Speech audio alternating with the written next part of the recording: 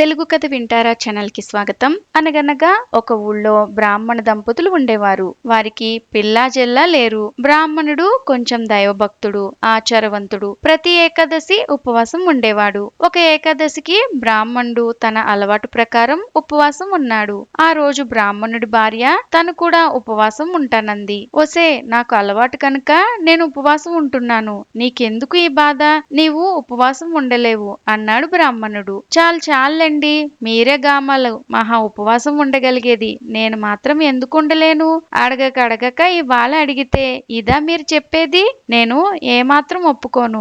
ఏమైనా సరే నేను ఉపవాసం ఉంటాను అని పట్టుపట్టింది భార్య. సరే, నీ ఇష్టం వచ్చినట్లు చెయ్యి. నువ్వు ఆకలి ఆపుకోలేవేమోనని నీ మంచికే చెప్పాను, ఆ తర్వాత నీ ఇష్టం అన్నాడు బ్రాహ్మణుడు. బ్రాహ్మణుడి భార్య తను కూడా ఉపవాసం ఉండి తీరాలనే నిశ్చయించుకుంది. ఆ రోజు ఇద్దరు ఉపవాసం ఉన్నారు.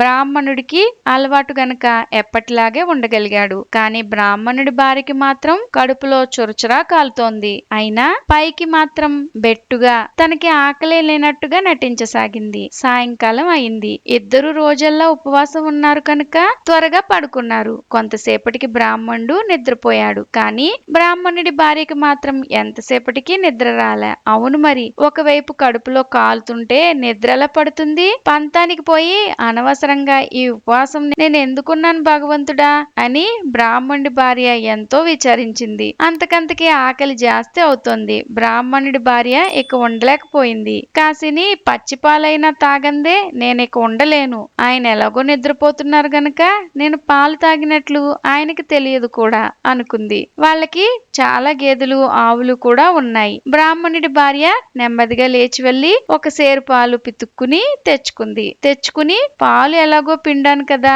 రవ్వంత నిప్పు రాజేసి కాచుకు తాగితే ఎంత బాగుండును అనుకుని నిప్పంటించి పాలు కాచింది. తర్వాత కాచిన దాన్ని ఎలాగో కాచాను, కాసిన బియ్యం పోస్తే బాగుండును అనుకుని కాసిన బియ్యం పోసింది. తర్వాత బియ్యం ఎలాగో పోసాను, కాస్త బెల్లం కూడా వేస్తే కమ్మగా ఉంటుంది అనుకుని ఒక బెల్లపు అచ్చు తెచ్చి అందులో వేసింది. అంతటితో ఊరుకుందా? ఊహో, ఇంత చేసి దీంట్లో నెయ్యి లేకపోతే ఏం బాగుంటుంది అనుకుని తన కడుపులో ఆత్రం కొద్దీ అక్కడున్న ముంతడి నెయ్యి అందులో కుమ్మరించింది. దాంతో గిన్నెడు వేడివేడి పాయసం తయారైంది. ఇక ఆలస్యం చేస్తే మొగుడు లేస్తాడేమో, ఇంత కష్టపడి చేసుకున్న పాయసం తనకు తినే యోగం లేకుండా పోతుందేమోనని బ్రాహ్మణుడి భార్య ఆ పాయసం అంతా ఒక పీట మీద పోసి చల్లార్చుకుంటూ గబగబా తినేసింది. అప్పటికి ఆమె కడుపు చల్లబడి మళ్ళీ ఏమీ ఎరగనట్టు వచ్చి పడుకోబోయింది. ఇంతలో ఆమెకి ఒక అనుమానం వేసింది. తన నోరు పాయసం వాసన కొడుతుందేమోనని. అంచేత అక్కడ పోక చెక్కల డబ్బాలోది ఒక పోక చెక్క వేసుకుంది, పాయసం వాసన కొట్టకుండా.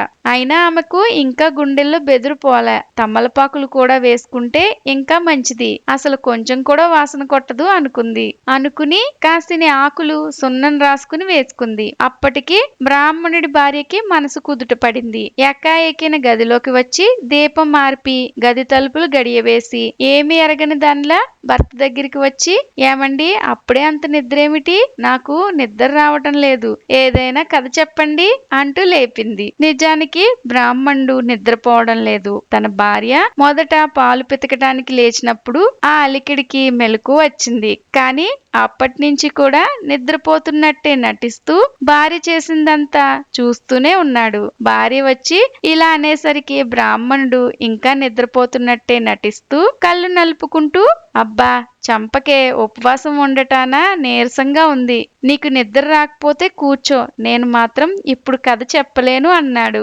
మీదంతా మరీ విచిత్రమండి, నాకు లేని నీరసం మీకెందుకొచ్చిందేమిటి?